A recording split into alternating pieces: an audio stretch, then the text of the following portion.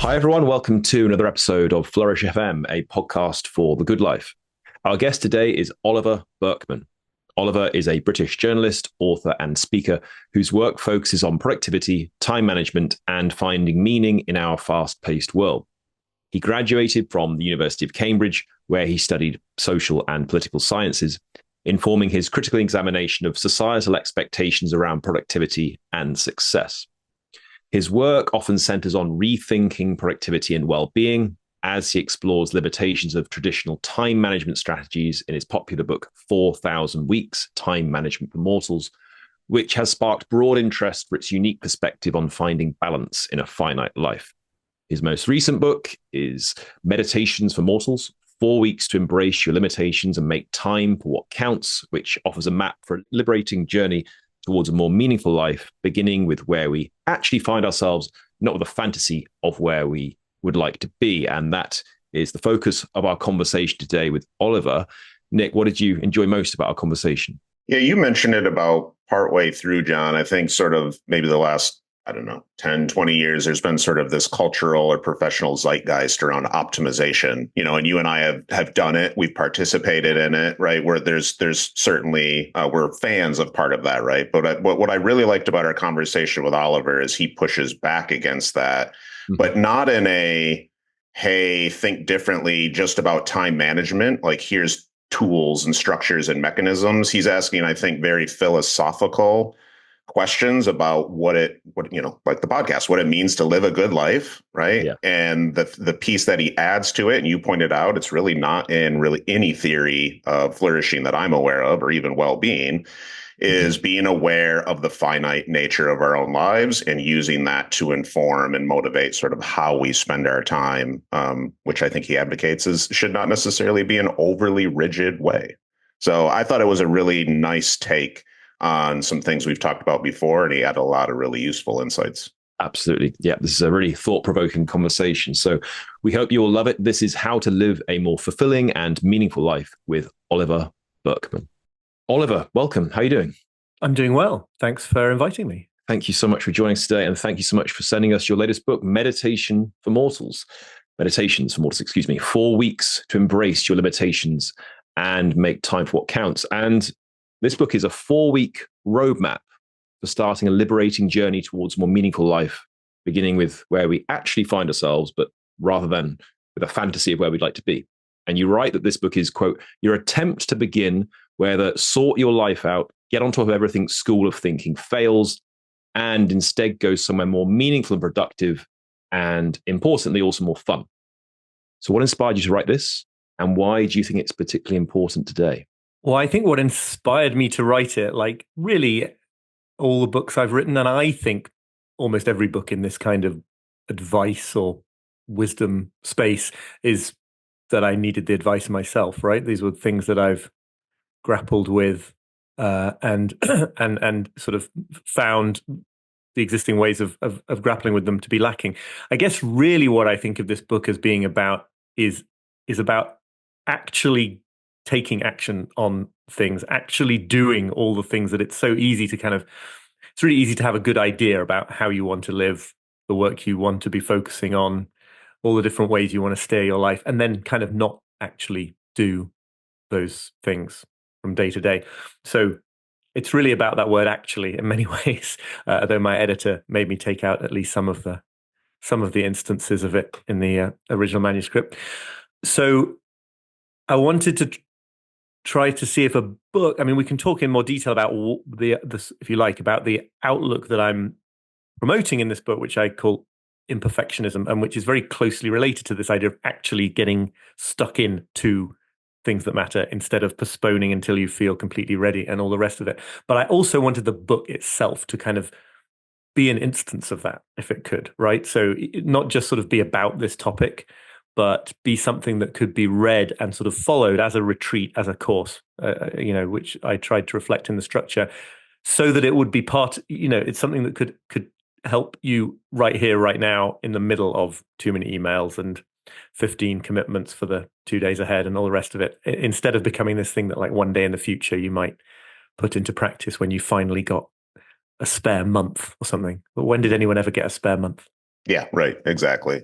It seems like, you correct me if I'm wrong, but it seems like a pretty we've talked to some authors who have now on their second, third book, and a lot of times it seems the second or third is a natural sort of evolution from the earlier ones, right? And the way you described it there seems like it probably has a lot of overlap, if you will, with 4,000 weeks and some of the core themes in there. Would you disagree with that? Or? No, I wouldn't. I mean, I think on this, to the extent that I find myself writing about being a finite human, Yeah, it's the right. same theme.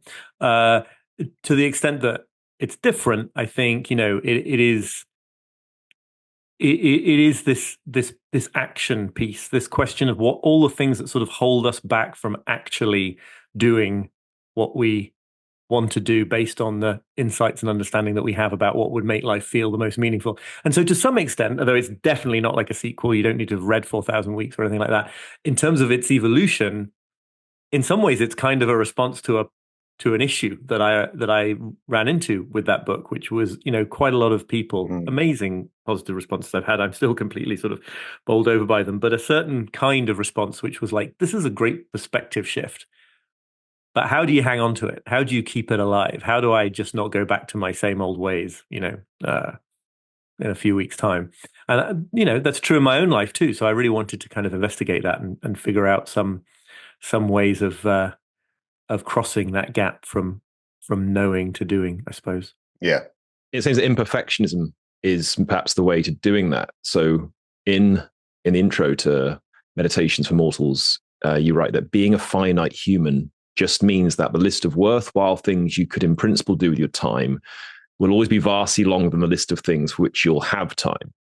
So if we have this constant list that's always in principle bigger than we can ever manage to get through, is the solution to that having an imperfectionist approach towards our to-do list and our action in the world? And if so, let's dive into imperfectionism from there. Yeah, I suppose just sort of backing up very slightly to make it to come at it from the sort of highest level at which I see this, I suppose. My argument is always sort of going wrong in life because we're trying to kind of not really face up to what it feels like to be a limited, finite human being in a world of infinite possibilities and potential. So it's not only that quantitative thing, that's a very important part of it, right? Of having two more meaningful things to do with our time than we have time. It's also kind of the lack of control that we have, the very limited degree of influence we get over how time unfolds. Never quite feeling completely ready for new stages in our lives, always trying to pin down, always trying to feel more certain about the future than you ever can feel about the future.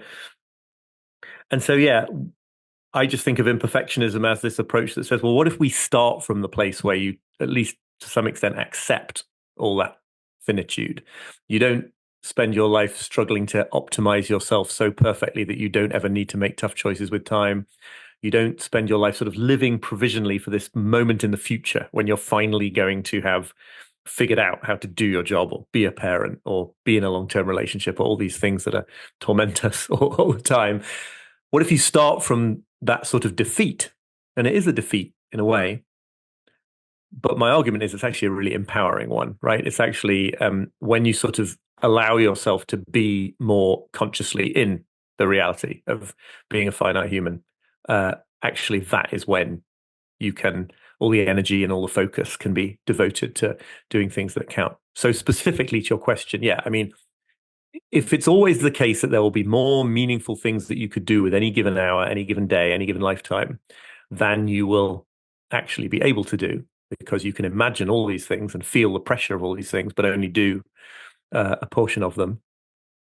I think it follows that actually the liberating way to both feel a lot calmer and also to make more progress on the things that count is to sort of start from that acceptance, to sort of feel the absolutely non-negotiable truth of the fact that there'll be things that get neglected, things that have to wait, and many, many things that you never get to at all.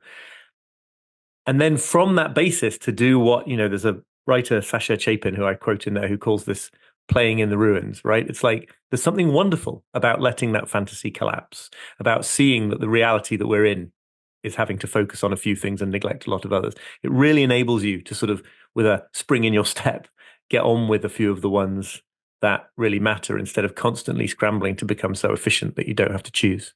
Mm-hmm. Mm-hmm. I want to show you something real quick, Oliver. John, I don't even think you know that I do this. I meant to show you at the start of our call, but I don't know if you can read it backwards.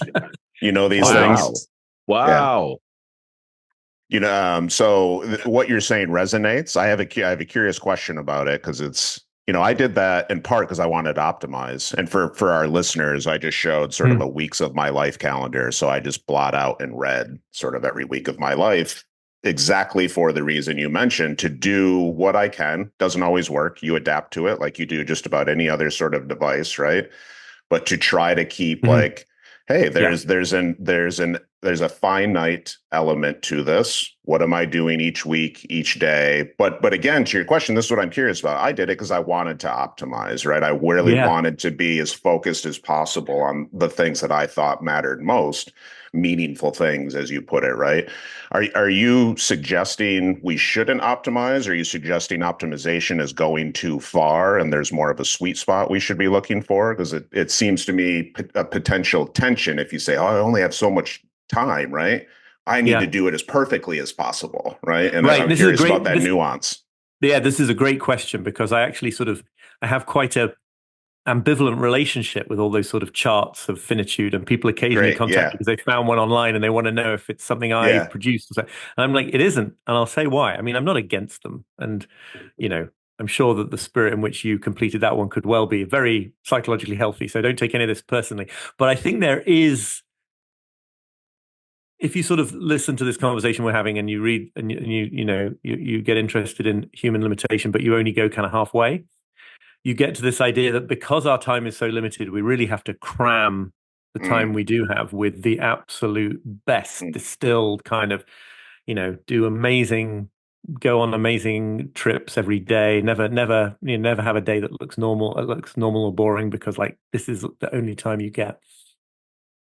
And actually, I think that is still subtly kind of a stance that is in denial of our limitations, because it's still sort of saying in a symbolic or an implicit way, if not in a literal way, that like you could, through enough optimization and enough effort and self-discipline, still get to the point where you felt like you had like sucked the marrow from the whole world, right? You had done everything that really mattered. You had lived the most, and I'm sort of want to say, well, if you take it really to its limit and you see that no amount of optimization, because we have these infinite possibilities, no amount of optimization is going to get you through to the end of them. It's actually, then you move into this kind of less stressful phase, I think, where you just say, oh, okay, it was never in my gift as a human being to try to sort of get my arms around most or all of what is in the world. That's just not in the cards. Doesn't matter that it's not in the cards. It's like beating yourself up about that is like beating yourself up about not being able to jump a mile in the air, right? It's just not something that people should expect from a human. And then, I mean, this is the move that I think people don't always agree with me on. But anyway, I think then you can see that is going to enable you from that, having that stance towards the infinite streams, understanding that your job is not to get your arms around all of them, or even a bigger chunk of them than you otherwise would, but just to see that your job is to sort of learn to swim in this ocean of infinite possibilities and infinite demands.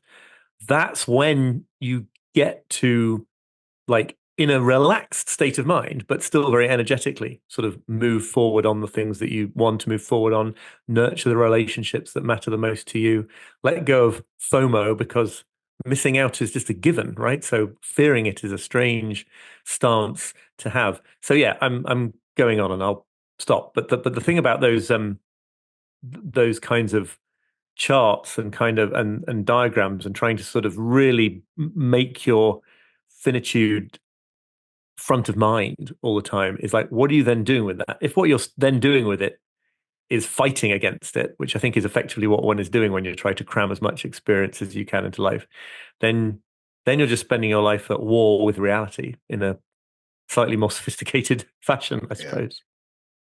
My colleague partner, Dr. Adam Wright, has been really good about teaching me a lot of different nuances of like acceptance commitment techniques, right? And whenever I hear him teach others, and he's used this with me, he's a fisherman, he likes fishing, right? That's his hobby, that's his leisure time. So he talks about, when fish going down a stream, right? And you're observing the stream, and some of those fish are healthy and nourishing, and some of those fish are toxic, and some of those fish are big and small, whatever it might be. And it just kept coming into my head as you were explaining. It sounds like the problem becomes when you're trying to catch all the fish.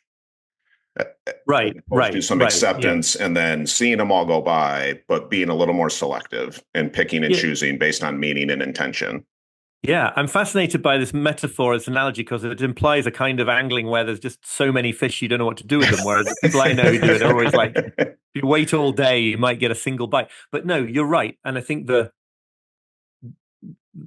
even if you're choosing a sort of there's a way of trying to get all the fish that purports to be quite sort of conscious of limitation. And yet still, I think it's quite it's a stressful way to be. So yeah, I'm in the book and elsewhere.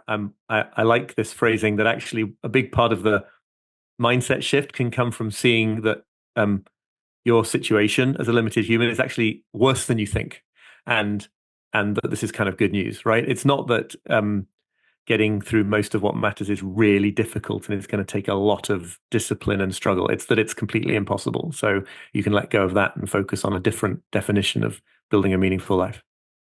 Yeah, absolutely. Nick, does that chart you have actually have 4,000 boxes on it? It has 4,576. It goes to 88 years. Yeah, you're more optimistic about your life expectancy then. Oh, not necessarily. It's more tracking. Yeah, you'll actually see the marker based on my demographics of where I might get to. That's amazing. That's amazing. I love that.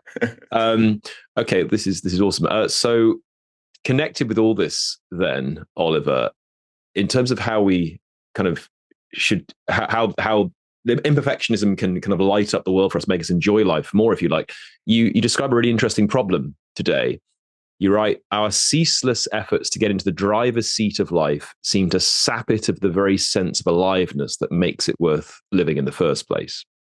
And when this happens, we risk experiencing, you write, the world is an endless series of things we must master, learn, or conquer, and life edges closer to being a dull, solitary, and often infuriating chore. So I take it this was another problem motivating the book, right? That when you see life as this endless list you can never conquer, life becomes less enjoyable. And is this something you're trying to solve with Meditations for Mortals, with imperfectionism? And if so, how? How exactly can we kind of bring some more fun to life? Yeah, I mean, I think it's essentially, and I'm still working on understanding all of this myself on some level, but I think it's essentially the same point approach from a completely different angle, right? So one of the things I suppose I'm trying to do just from my personal agenda in this book for me is that I have, through my adulthood, wanted to find ways to live with much less sort of anxiety and sense of stress and of needing to do all these things just to sort of feel adequate about myself and all the rest of it. But I also so I would like life to be much more enjoyable than it is when you're living in that way. But I also want to sort of rescue ambition and the idea that it's just another part of my personality, right? I don't want to buy that kind of peace of mind at the cost of, just kind of retreating from life and meditating a lot and not doing anything else. Nothing wrong with meditation, but sort of disengaging. And these sort of come together in this concept of how our attempts to control life in order to get things done and be ambitious or make ourselves feel better about ourselves actually end up sort of squeezing out what makes it meaningful. And in the book I reference, and I'm very influenced by this German social theorist called Hartmut Rosa, who wrote a huge book called Resonance, a sociology of our relationship to the world. And he's basically making the argument that as individuals and as societies, we are sort of constantly embarking on this this effort to extend the range and the degree of our control over reality. And yet, to at least some extent, I don't think he thinks we should have no control over reality, or that would be preferable, but that to at least some extent, success in that task of trying to control things causes life to lose the very sort of vibrancy, or he would say resonance, that makes it feel worth living, the kind of thing you're feeling intensely when you look back on a day and say, like, okay, that was one of the great days, or when you're sort of looking back on being deeply absorbed in a piece of work or something. And so the resonance comes from being in a relationship with reality where you actually don't have all the control that you think you want. You actually don't have the security that you're desperately trying to achieve by implementing new productivity systems and scheduling apps and all the rest of it. You actually need reality to be, it's like a dance, right? You need to be able to, you're leading in a way in certain times. It's not that you've got no influence. It's not learned helplessness, but you also don't know what the response exactly is to your, to the things that you do. And that's just, he just makes this completely convincing case. And then it made sense of so many sort of individual things where like this or that technique just has never worked for me. Talk about that more if you want, but because it really needs for life to be enjoyable, it needs to have this aspect of uncontrollability. Mm-hmm. Have you, by any chance, have you read Transcend, Scott Barry Kaufman? I have it on my pile. I have not read it. I'm ashamed to say, but I know him, and I have the book in a teetering pile. Great, you do know each other. So I would be super curious to kind of hear your thoughts once you go through the section on what he calls sort of like basically a distinguishment between a doing realm and a being realm, or a doing way of living and a being way of living, right? And the way he relates that to self-actualization. It sounds really, really similar in a lot of ways. And I wonder, I kind of have a follow-up question. I wonder if there's a tangible sort of limitation to, and you push back if I'm oversimplifying, thinking about being versus doing, right? But when I think about doing and the sort of do it all, perfectionist, jam it all in, my assumption is that generally that's going to lead to rigidity, roboticism, a potential lack of awe, a potential lack of intuition, curiosity, things that might just draw you into. We had Monica Parker on. I'm thinking about experiences of wonder, right? But that's just sort of kind of a hunch or assumption. Is that something that you find in these types that tend to be? It's another great question, because I actually I hope that this isn't inadvertently a slight against Transcend, but there is actually a little pushback at one point in my book about people who go around saying, that quote that I think is attributed to Kurt Vonnegut usually, that we're human beings, not human doings, and this sense that there's something wrong or mistaken about dedicating life to doing. I just want to I want to add a nuance to it, I suppose, and say that I think what people really mean when they talk about that is they're pushing back against a way of instrumentalizing time and life, right? So they're pushing back against the idea that we've got to spend our time doing things for some specific future goal, whether that is a sense of adequacy, a sense of having finally entered real life, financial security, that sort of notion that we've got to do frenetically in order to get to a state of control or security. And that absolutely I'm sort of pushing back against in this book. On the other hand, I do think that how to be in the most meaningful way that could possibly mean intrinsically is through doing things, right? It's doing things in some sense for their own sake, in some sense not just to sort of get to this future place of feeling okay about things. So there's a quote from the Zen teacher Kosho Uchiyama that I quote in this book, who writes that life unhindered by anything manifests as pure activity, which is one of the sort of maybe slightly more complicated of the many quotes I've got scattered through this book. But I really resonate with this idea that if we sort of could get out of our own way a bit, we would find that action sort of flowed naturally, that action is in some sense just our default state, and this comes back to what I was saying about wanting to salvage, ambition and a sense of meaningful productivity. If we could stop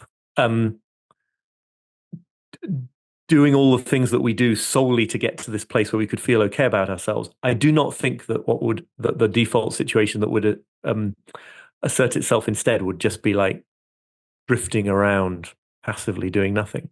It would be that we would act perhaps on many of the same projects and in many of the same relationships, but as an expression of feeling okay with who we were as humans. And of course, it's a mixture, and everyone's at different points and combines all of it. And I certainly haven't got it all figured out. But I think that's really important to me, if I've made it remotely clear, that when we sort of reconcile ourselves to our limited conditions, we don't just like zone out, veg out. That's when action becomes our way of expressing a meaningful life, instead of a way to sort of scramble up to it at some point in the future. So much of it sounds like motivation, the why behind some of the action. Yeah, I think it is. It is about the why, and it is about seeing that if the why is to escape the non-negotiable bits of the reality that we find ourselves in, then that is just sort of a recipe for frustration and dissatisfaction. Hi, everyone. This is just a quick break to thank one of our sponsors, the Shipley School. We're extremely grateful to be supported by our friends at the Shipley School, an institution that has served as a trailblazer of well-being education for decades. Educating to Flourish is an approach to educational practice that promotes a focus on actualizing human potential. While this means continuing to prioritize the development of traditionally academic competencies, it also recognizes that these competencies are a small part of what leads human beings to live good, impactful lives. Using data-driven methods backed by various scientific fields such as neuroscience, educational psychology, behavioral economics, positive psychology, and more, the goal of Shipley's approach is to cultivate flourishing, the synergistic combination of well-being and optimal performance. Shipley aims to do so for all constituencies that make up the entire Shipley community. For more information about the Shipley School and Education for Flourishing, visit shipleyschool.org or contact Dr. Sharon Russell, Director of Student Support and Wellbeing. Thank you. Hi, friends. Nick here with just a brief interlude to share with you an update on one of our newest partnerships with the Anti-Fragile Academy. Throughout John and I's conversations with many, if not most, of our guests, one thing has been made really clear. In order for people to flourish, thrive, experience the good life, they need to develop the capacity to not only navigate and endure, but ideally grow from the bad, grow from unpleasant experiences. That's why we're thrilled to be partnering with our newest sponsor, the Anti-Fragile Academy, an organization that I co-founded with Dr. Adam Wright, Director of Mental Performance for the Washington Nationals. At the Anti-Fragile Academy, we work with adolescent athletes, executives, and educators to help them understand some of the science, not just of optimal performance, but of well-being and anti-fragility.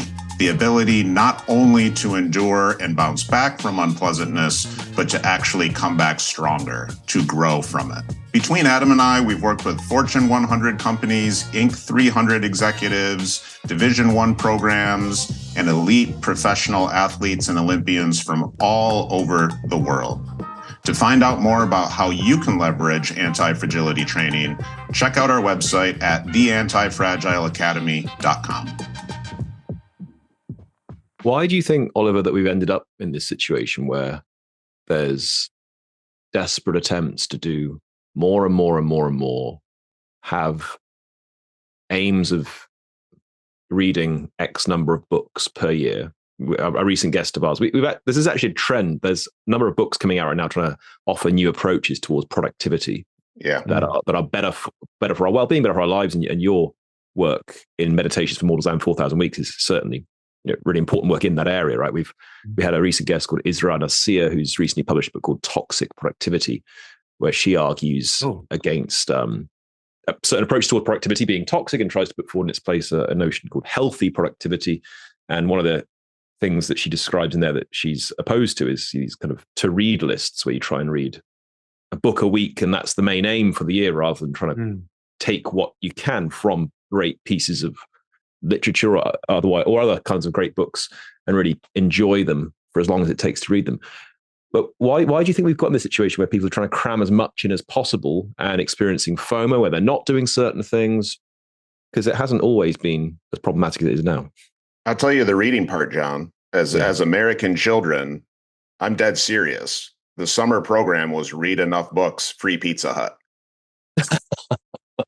Really? That's about the most American thing you've ever heard, right? How's that for instrumentalizing your activity? Right.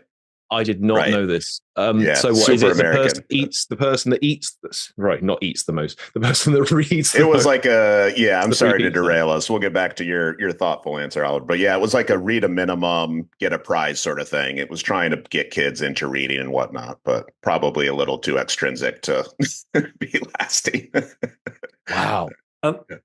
No, I think that's absolutely. It's totally on point, though, isn't it? I mean, when I have been asked this sort of why did this come to pass question, I'm a little bit evasive because I think the sort of causal, it's overdetermined, right? There are so many different levels. You could look at how we are parented. You could look at the ways in which the economic system that we live in pressures us to do more and more. Here's my sort of basic answer. I think that right at the bottom of this is a sort of universal, timeless thing that has always been the case, which is the kind of human discomfort with our own limitation and ultimately with mortality, right? I think that the desire to find some way to not feel that to be the case is very deep and very timeless.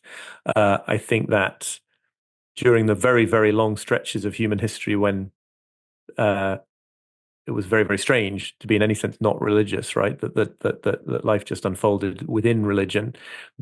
A lot of the answers were given there, and provided, whether you think they're whether you think they're sort of ideologically deceptive or the right answers, gave a way of thinking about our finite nature that didn't that caused us a little less angst. So I think on some level, as Ernest Becker brilliantly wrote it all those years ago in that book, The Denial of Death, huge swathes of human civilization are basically ways in which we try to not feel mortal, not feel, I would say, limited as well, just to sort of broaden the focus. I don't think it's all about thinking about your last moments. I think it's just that feeling of being constrained by your situation. And then what has happened over the last sort of centuries, first of all, industrialization and the development of sort of clocks and public time sort of led us to see our use of time as one way in which we could achieve this, one way in which if we could cram more and more in, because if you could cram an infinite amount into your finite time, that would be the same thing as being immortal, right? In some sort of functional sense. And then, of course, digital technology, the internet, all the things we have at our disposal now, they don't get us any closer to not being finite humans, I maintain, but they really do fuel that fantasy, right? Because you actually can do an awful lot more. You actually can get your arms around a lot more. There's a sort of a frictionlessness to how we encounter. So a big part of why the lists of things to read are more of a problem now is because we've got these amazingly good, or you could say bad, technologies for bringing us just endless lists of articles and books and podcasts that feel like those are the ones we really need to be staying on top of. So it's sort of, I think it's like a timeless human issue exacerbated by all these different forces that are more modern. Mm-hmm. Yeah. Mm-hmm. Well, maybe that's our entry point. We want to ask you eventually about flourishing, obviously, but I think when you mention modern forces, my head kind of goes to chatting a little bit about burnout, and I'm curious about this idea. I really like this phrase, this loss of aliveness. Mhm. And you will often hear, John and I both do a lot of work, let's say performance, but it often goes into burnout, get rid of sort of like the bad, right? And I think a lot of people come in thinking it's just about maybe like physical energy, Mhm. but you've used words today like resonance and Mhm. meaning, right? And it makes me think of coherence and values alignment and purpose and those sorts of things. So I wonder if you might sort of break down for us in the audience a little bit, kind of the relationship here between perfectionism, right, burnout, this kind of like idea of productivity, right, and how we might maybe create a better relationship and less burnout. Yeah, I'll give it a go, and I'd be really interested in your thoughts about it because this is certainly not this part anyway. Not like a research-backed analysis based on Okay. interviews with hundreds of people experiencing burnout, but it does seem to just go so closely with so much of the philosophy that I explore in this most recent book. It- just as it is possible to be busy without being overwhelmed, um, the example there I always give is like the Richard Scarry Busy Town books. I don't know if you had those, either of you had those when you were a kid, but it's like a whole world where it's all animals, no humans, but they're all like they all have different jobs, and it's all to teach kids about all the different ways the world works. And they're all really busy, but they have enough time to do the things that they're busy with, so they don't feel overwhelmed. And I think the distinction is crucial because we go through life feeling overwhelmed, not just like we've got lots to do, but that there isn't enough time for it. And in the same way, the other factor that's obviously prevalent in burnout, I think you can be exhausted and deeply sort of spent in terms of your energy uh, without feeling that it's a negative thing that we label as burnout. And that I think is where the resonance piece comes in, right? There's something missing from the burned out state, which is like, just to keep the metaphor alive, like a flame. It is something that gives the situation meaning. You can get to the end of an incredibly important project and be completely shattered and not feel burnt out at all because it's appropriate that you should be shattered at the end of a lot of exertion. And I think that meaninglessness piece and that piece of sort of struggling harder and harder just to stay in one place, which is such a sort of characteristic aspect of modern work experience, all speaks, yeah, to this absence of what Hartmut Rosa would call resonance, a sense that like nothing you do has any effect. It doesn't generate any response from the world. It's not that you're in control, but it's not that you're in a sort of semi-controlling relationship with the world. You don't have a nice relationship with the world, or cuddly, as Rosa says at one point in his book. He uses that word startlingly in the middle of a very sort of dense scholarly text of what we're looking for is a cuddly relationship with the world. And that's clearly absent in burnout. Um, so it is that sense of meaninglessness, right? And I think that what we really mean when we talk about meaninglessness, as I'm not the first to observe, is the absence of something like aliveness or vibrancy or resonance. None of these words quite get there because I think we're talking about something beyond words.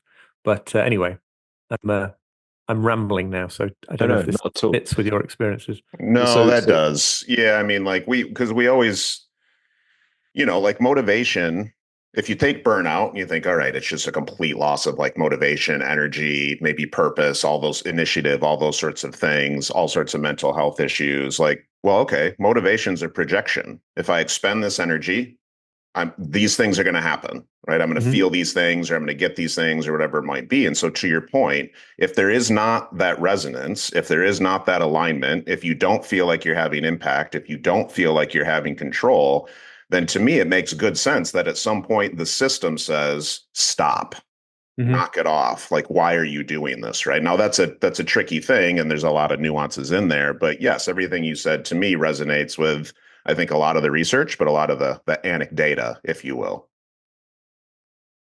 Yeah, yeah, that's great. And I mean, I think it explains a lot of the ways that people then try to sort of sometimes dysfunctionally bring uh, resonance back into their lives, right? I think there's some extraordinary quote that I think comes from the Alcoholics Anonymous tradition about alcoholism being some sort of misguided attempt at spirituality or something. I'm totally misremembering it.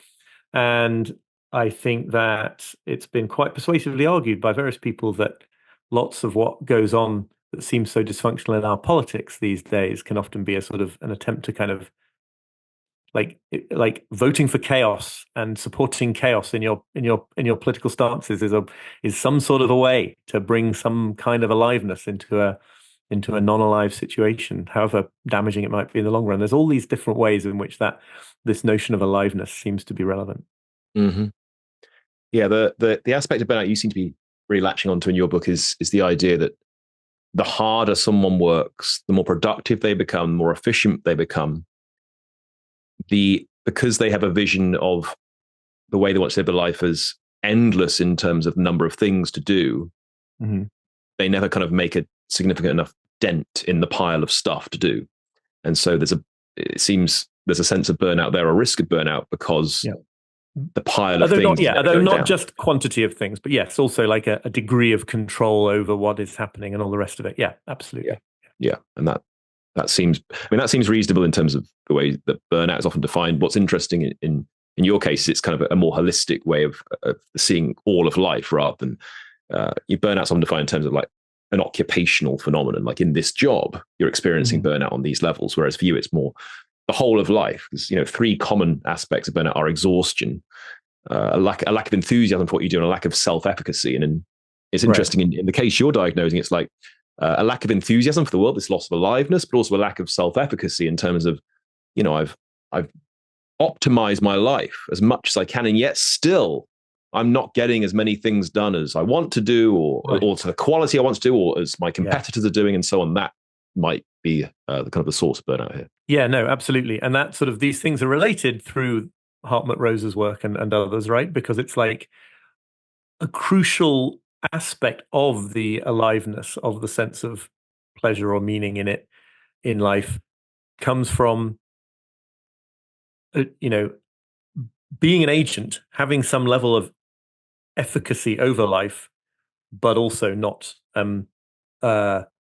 exerting full control over it. So one way to have no efficacy, one way to have no resonance in your life is to sort of, no matter how hard you struggle, to never feel like you're anywhere near the standard of output or the amount of stuff that you've set for yourself.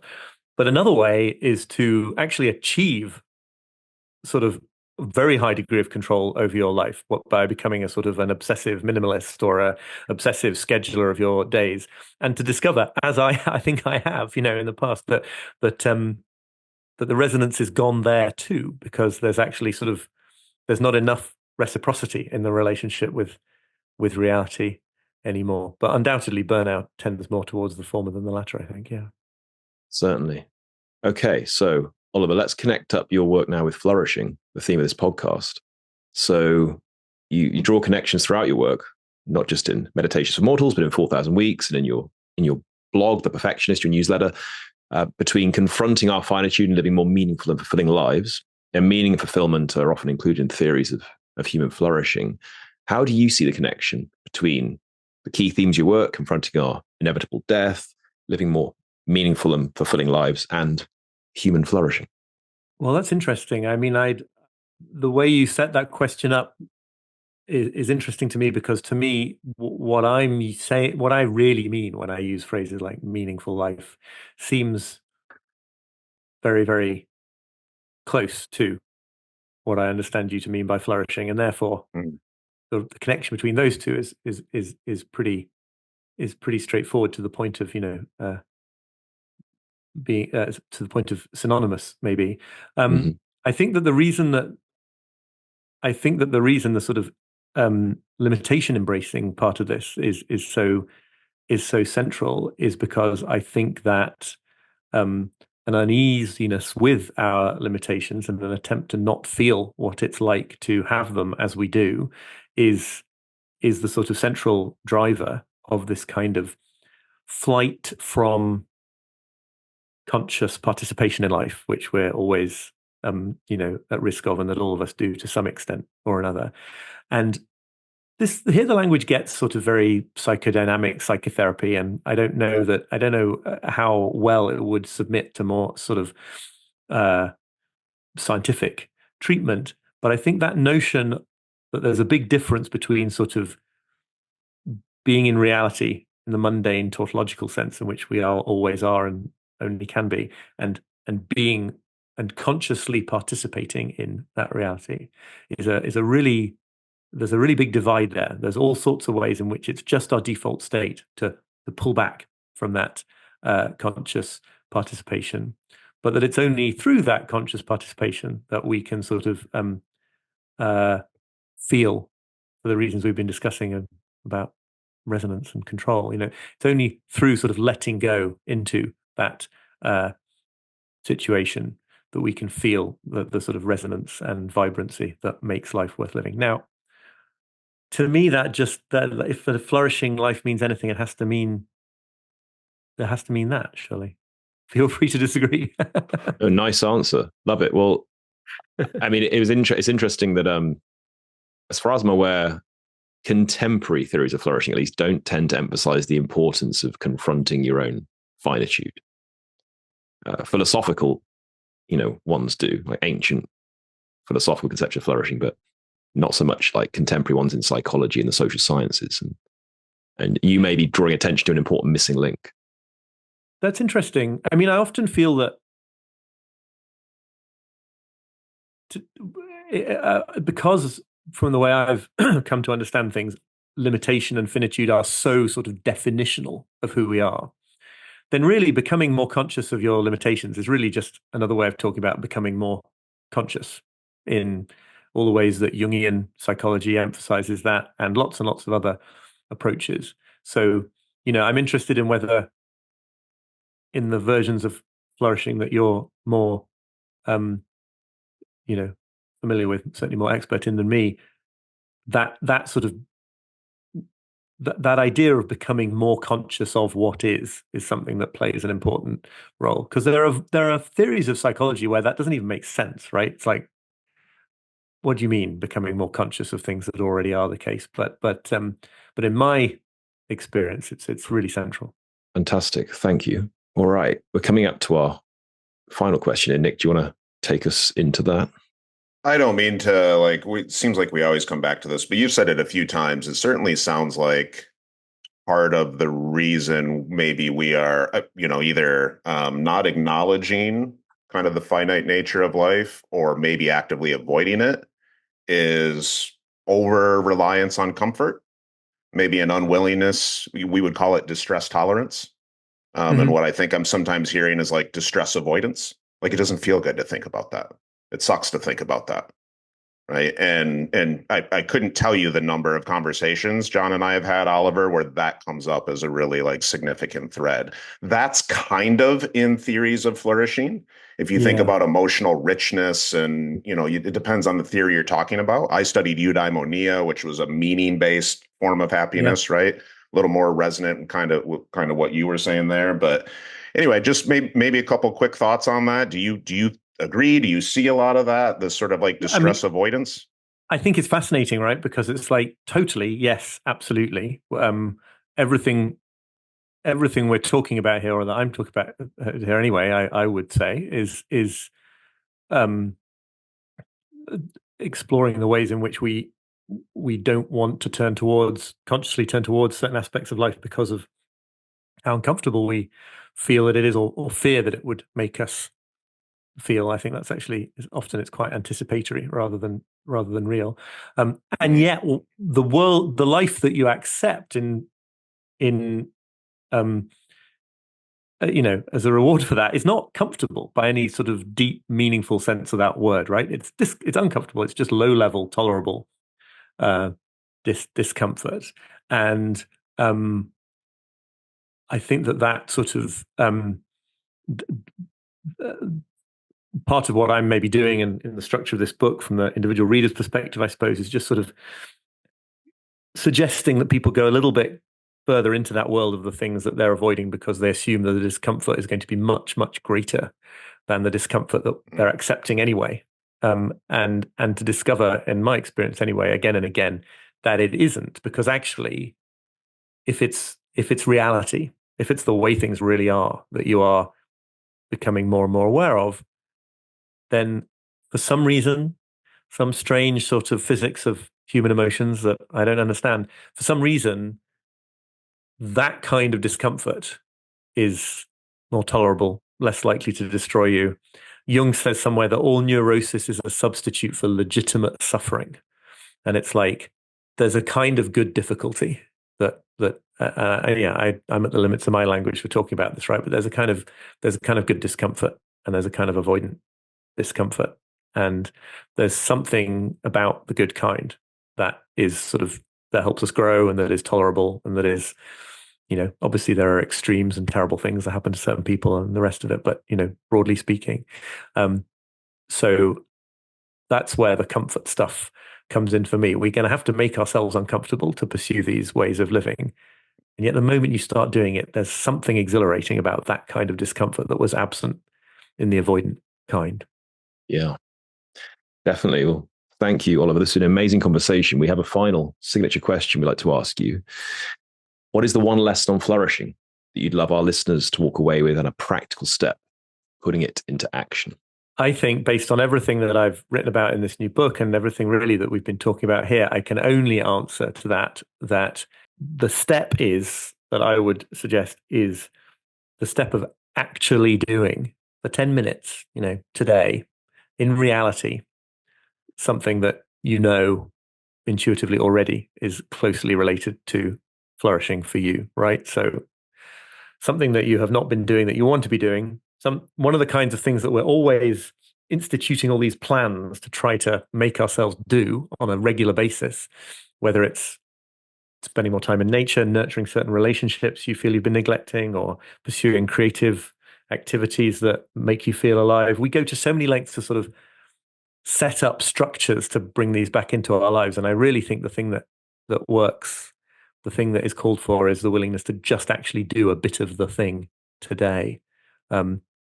However badly, and with however little confidence that you're going to come back and do it again the next day or the next day or the next. So for me, that's always the thing. It's like, how could I actually spend a little bit of my finite time today on something that I already know is how I want to be spending my finite time. Fantastic. Thank you so much. And each of the 28 days you describe in this book, Meditations for Mortals, I take it, is something someone could do for 10 minutes each day, roughly, to make progress. Yes, or that might sort of alter in some subtle way how they do the things that come their way to do. Yeah, absolutely. They're intended to just be sort of pieces of the puzzle that could make a tiny but real difference to like life right now, instead of grand hypothetical transformations that would be amazing but that are always in the future and never actually occur. Amazing. Thank you so much, Oliver. So people can find you online, oliverburkeman.com, Twitter, Oliver Burkeman, your newsletters, The Imperfectionist, on your website. And your book, is it out now on the shelves? It is, yes. Yep, in the US and the UK and Canada. Congratulations. So yeah, that's wherever you get your books or audiobooks. Absolutely. Great. Fantastic. Well, thank you so much for joining us today. This has been a wonderful conversation. We hope those of you listening and watching have enjoyed it as much as we have. This has been How to Live a More Fulfilling and Meaningful Life with Oliver Burkeman. Thanks so much for listening to Flourish FM. We hope you enjoyed the content. Please be sure to leave us a 5-star review and hit that subscribe button wherever you listen to your podcast and on all major social media platforms. And if you visit our website, flourishfmpodcast.com, you can sign up to our newsletter. We send out a weekly newsletter. First newsletter of every month, we share a long-form blog, and every newsletter, every week, we share highlights from our previous episodes. Please hit subscribe on our website.